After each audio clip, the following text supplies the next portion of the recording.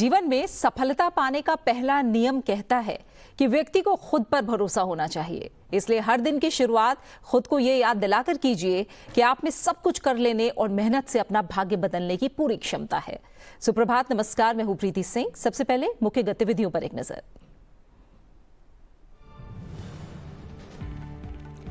प्रधानमंत्री नरेंद्र मोदी ने आदमपुर एयरबेस पहुंचकर जवानों को किया संबोधित। कहा, आतंक के खिलाफ भारत की लक्ष्मण रेखा अब एकदम स्पष्ट।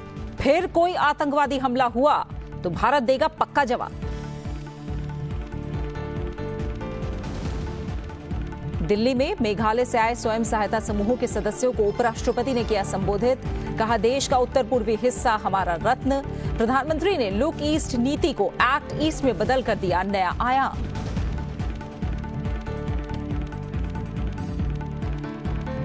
राज्यसभा की पहली बैठक की 73वीं वर्षगांठ पर बोले उपराष्ट्रपति, आज का दिन ऐतिहासिक और आत्मचिंतन करने वाला। सदस्यों से संसदीय बहस और विमर्श की उच्चतम परंपराओं को बनाए रखने की अपील। विदेश मंत्रालय ने औपचारिक बयान जारी कर किया स्पष्ट, भारत पाकिस्तान के बीच सभी मुद्दों का समाधान केवल द्विपक्षीय वार्ता से होगा, किसी तीसरे पक्ष की मध्यस्थता स्वीकार नहीं। उच्चतम न्यायालय के न्यायाधीश न्यायमूर्ति भूषण रामकृष्ण गवाई होंगे भारत के नए मुख्य न्यायाधीश। राष्ट्रपति द्रौपदी मुर्मू आज दिलाएंगे पद और गोपनीयता की शपथ।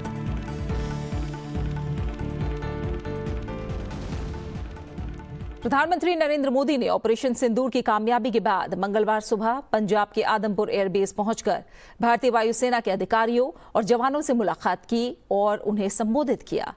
प्रधानमंत्री ने कहा कि आतंक के खिलाफ भारत की लक्ष्मण रेखा अब एकदम स्पष्ट है और अगर फिर कोई आतंकवादी हमला हुआ तो भारत पक्का जवाब देगा।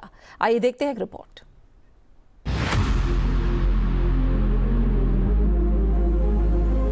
हमारी सेना का नुकसान करने की की थी तैयारी, हमने उनसे सीने पर चढ़ कर दिखा दिया कि हमारे वीरों की कैसी है तैयारी।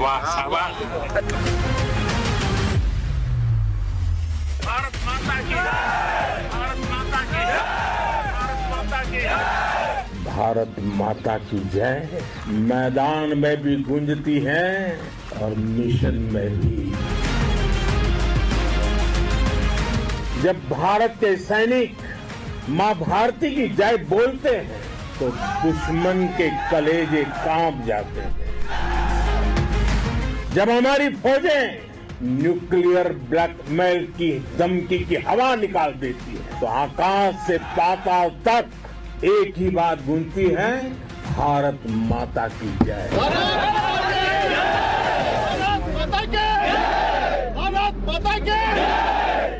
मैं वीरों की इस धरती से आज एयरफोर्स, नेवी और आर्मी के सभी जाबाजों, बीएसएफ के अपने शूरवीरों को सैल्यूट करता हूं।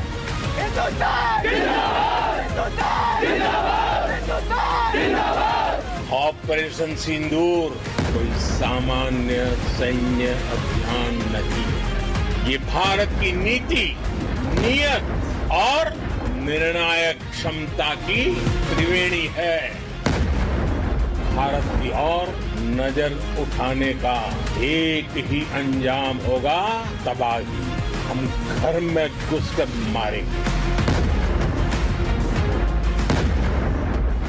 ये नया भारत है।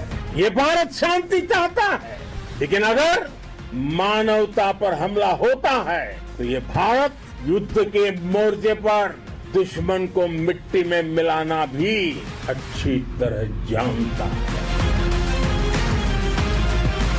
आपके कारण सर हमारा मॉरल बहुत हाई है। चलिए, सभी साधनों का भी एक बार इस्तेमाल हो गए। आपको लगता था सीख तो रहे, पता नहीं कब काम आए।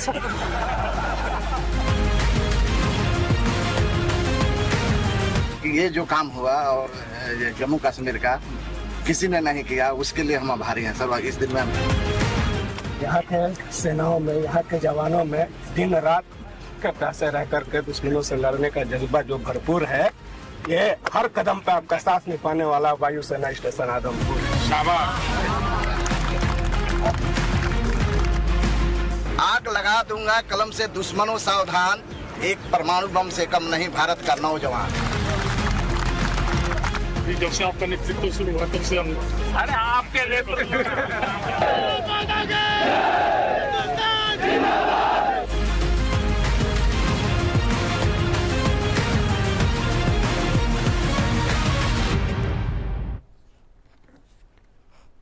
प्रधानमंत्री नरेंद्र मोदी ने मंगलवार शाम नई दिल्ली के 7 लोक कल्याण मार्ग स्थित अपने आवास पर राष्ट्रीय टीबी उन्मूलन कार्यक्रम से संबंधित एक उच्च स्तरीय समीक्षा बैठक की अध्यक्षता की।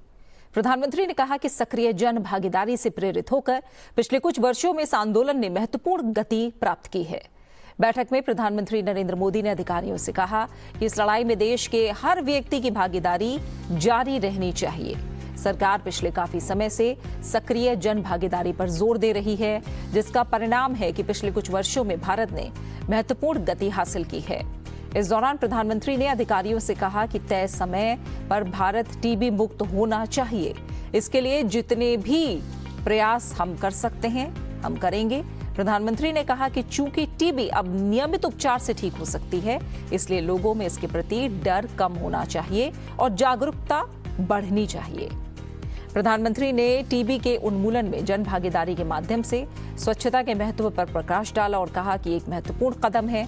उन्होंने हर रोगी तक व्यक्तिगत रूप से पहुंचने के प्रयासों का आग्रह किया ताकि उन्हें उचित उपचार मिलना सुनिश्चित किया जा सके। इस बैठक में केंद्रीय स्वास्थ्य मंत्री जेपी नड्डा, प्रधानमंत्री के प्रधान सचिव डॉक्टर पीके मिश्र, प्रधानमंत्री के प्रधान सचिव शक्तिकांत दास, सलाहकार अमित खरे, स्वास्थ्य सचिव और अन्य वरिष्ठ अधिकारी भी मौजूद थे।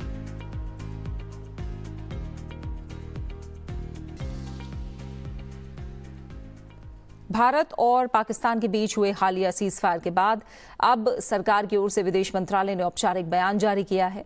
मंत्रालय ने स्पष्ट किया कि दोनों देशों के बीच सभी मुद्दों का समाधान केवल द्विपक्षीय वार्ता के जरिए ही किया जाएगा और जम्मू कश्मीर को लेकर भारत किसी तीसरे पक्ष की मध्यस्थता को स्वीकार नहीं करेगा। विदेश मंत्रालय ने कहा है कि हालिया सैन्य कार्रवाइयों ने पाकिस्तान को एक बार फिर सोचने पर मजबूर कर दिया है। भारत ने सख्त रुख अपनाते हुए पाकिस्तान को यह स्पष्ट संदेश दिया है कि उसे पाकिस्तान अधिकृत कश्मीर को खाली करना होगा। साथ ही स्पष्ट किया कि कश्मीर को लेकर किसी तीसरे पक्ष का दखल स्वीकार नहीं है। विदेश मंत्रालय ने कहा है कि पाकिस्तान की गोली का जवाब गोली से दिया जाएगा। द्विपक्षीय तरीके से मामले का हल निकाला जाएगा और सिंधु जल समझौता भी स्थगित रहेगा। हमारा लंबे अरसे से यही राष्ट्रीय पक्ष रहा है कि भारतीय केंद्र शासित प्रदेश जम्मू और कश्मीर से संबंधित किसी भी मुद्दे को भारत और पाकिस्तान को द्विपक्षीय तरीके से ही हल करना है। इस रीति में कोई बदलाव नहीं हुआ है। जैसा कि आप जानते हैं, लंबित मामला केवल पाकिस्तान द्वारा अवैध रूप से कब्जा किए गए भारतीय क्षेत्र को खाली करने का है। See, the specific date, time and wording of the understanding was worked out between the DGMOs of the two countries at their phone call on 10th May 2025, commencing at 15:35 hours. The Foreign Secretary had made a statement in this regard, as you would be aware. The request for this call was received by MEA from the Pakistani High Commission at 12:37 hours. The Pakistani side had initial difficulties connecting the hotline due to connecting to the Indian side due to technical difficulties.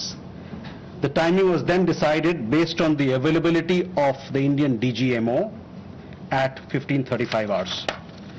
You will of course appreciate that early on 10th morning we had mounted an extremely effective attack on key Pakistani Air Force bases. That was the reason they were now willing to stop firing and military action. Let me be clear, it was the force of Indian arms that compelled Pakistan to stop its firing. As regards conversations with other nations, the message from India was clear and consistent, and exactly the same message that we were conveying from public platforms was the one conveyed in private conversations. It was that India was responding to the 22nd April terrorist attack by targeting the terrorist infrastructure However, if the Pakistani armed forces fire, Indian armed forces will fire back. If Pakistan stops, India will also stop. This was also the message that was conveyed to the Pakistani side at the time of the commencement of Operation Sindoor, which was not heeded to by the Pakistani side at that time. I would also like to take you back a little. The IWT, the Indus Water Treaty, was concluded in the spirit of goodwill and friendship as specified in the preamble of the treaty. However, Pakistan has held these principles in abeyance by its promotion of cross-border terrorism for several decades now. Now, as per CCS decision that I referred to of 23rd April, India will keep the treaty in abeyance until Pakistan credibly and irrevocably abjures its support for cross-border terrorism. Chief of defence staff general Anil Chauhan ने उपराष्ट्रपति enclave में उपराष्ट्रपति जगदीप धनखड़ से मुलाकात की। Operation सिंदूर को देखते हुए ये मुलाकात काफी अहम है।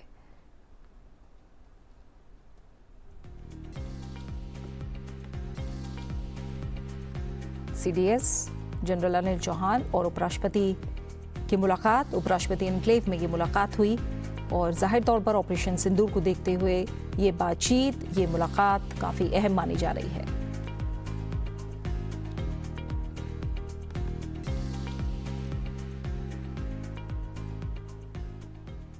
उपराष्ट्रपति जगदीप धनखड़ ने मंगलवार को राज्यसभा की प्रथम बैठक की 73वीं वर्षगांठ के अवसर पर देशवासियों को शुभकामनाएं दी और इस ऐतिहासिक दिन को गौरव और आत्मचिंतन का क्षण बताया। उन्होंने कहा कि ये साल विशेष है क्योंकि भारत की गणराज्य के 75वें वर्ष के साथ भी मेल खा रहा है।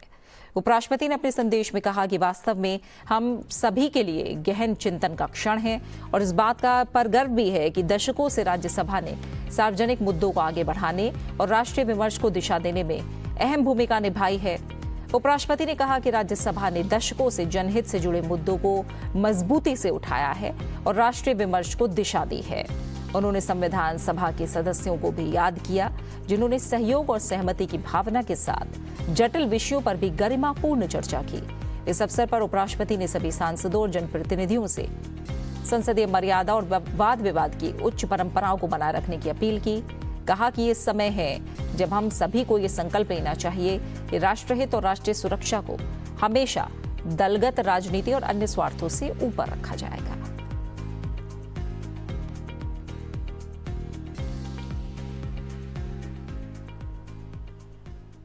उपराष्ट्रपति जगदीप धनखड़ ने कहा है कि सच्चा सशक्तिकरण तभी संभव है जब हम जरूरतमंद व्यक्तियों का हाथ थामकर उन्हें स्वयं सशक्त बनाने में मदद करते हैं। इससे खुशी मिलती है, संतुष्टि मिलती है, आंतरिक शक्ति का अनुभव होता है और ये आपको आपके परिवार पर गर्व कराता है। उपराष्ट्रपति जगदीप धनखड़ दिल्ली में मेघालय से आए स्वयं सहायता समूहों के सदस्यों को संबोधित कर रहे थे। Let me make one more observation which is universal. To empower the pocket of a person by freebies, by doles, is not true empowerment. True empowerment is that you handhold the person so that the person gets himself empowered, herself empowered. That brings joy, that brings satisfaction, that gives you inner strength, and that makes you pride of your families also. उपराष्ट्रपति ने कहा कि हमारे देश का उत्तर पूर्वी हिस्सा हमारा रत्न है। प्रधानमंत्री नरेंद्र मोदी ने लुक ईस्ट नीति को एक्ट ईस्ट में बदलकर एक नया आयाम दिया। North East part of our country is our jewel.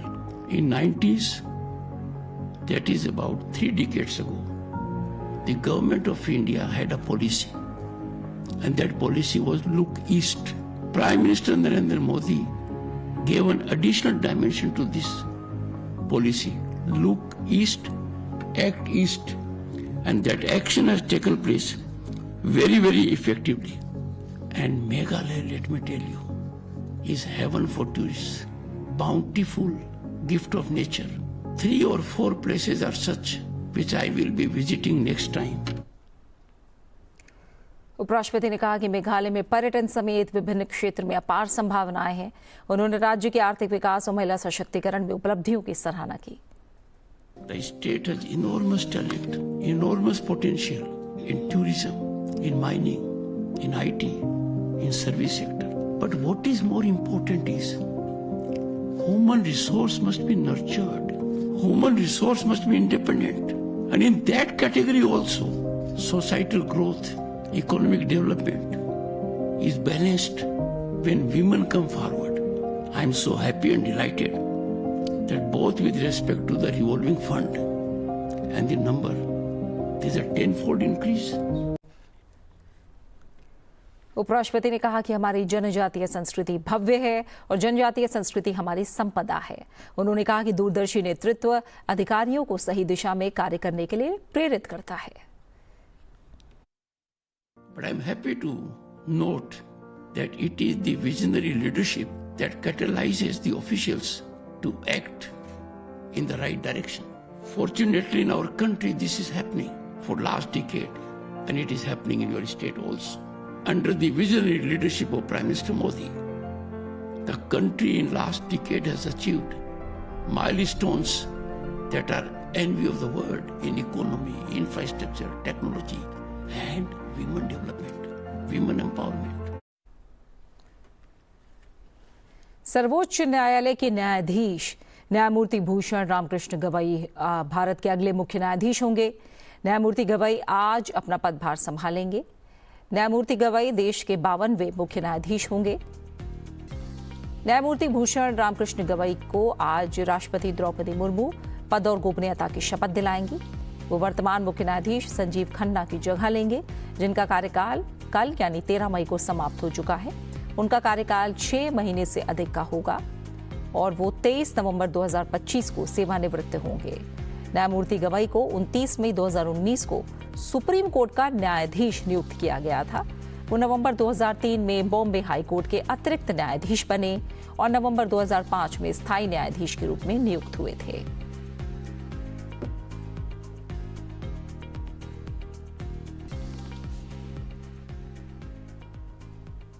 स्वतंत्र भारत का पहला संसद सत्र भारतीय लोकतंत्र के इतिहास में एक ऐतिहासिक और गौरवपूर्ण क्षण रहा है।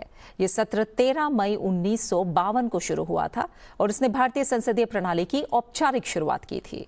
लोकसभा अध्यक्ष ओम बिरला ने इस अवसर पर एक खास वीडियो के जरिए अपना संदेश लोगों तक प्रेषित किया है। जाते जाते आपको दिखाते हैं वीडियो। मुझे दीजिए इजाजत। अपना अच्छे से ख्याल रखिए और बने रहिए संसद टीवी के साथ। नमस्कार।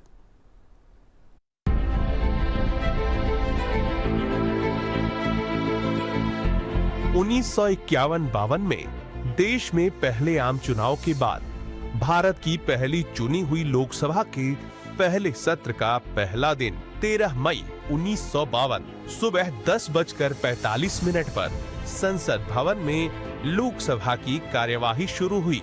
श्री गणेश वासुदेव मावलंकर ने सभा की अध्यक्षता की। सभा के पहले दिन नवनिर्वाचित सदस्यों ने शपथ ग्रहण की। इस लोकसभा में कुल 499 सदस्य थे। 2 दिन बाद यानी 15 मई को दादा साहब श्री गणेश वासुदेव मावलंकर को भारत का पहला लोकसभा अध्यक्ष चुना गया। 13 मई का दिन भारत के लोकतांत्रिक इतिहास में एक महत्वपूर्ण अध्याय है। तब से लेकर अब तक भारत के लोकतंत्र ने संविधान के मार्गदर्शन में ऐतिहासिक उपलब्धियां हासिल की हैं। संविधान के 75 गौरवशाली वर्षों के दौरान इस सदन ने अनेक ऐतिहासिक विधेयकों को पारित करते हुए भारत को 140 करोड़ नागरिकों के कल्याण के लिए समर्पित विश्व की सबसे तेजी से बढ़ती हुई अर्थव्यवस्था के रूप में स्थापित किया है। यह सदन भारतीय लोकतंत्र की संप्रभुता, समावेशिता और समर्पण का प्रतीक है।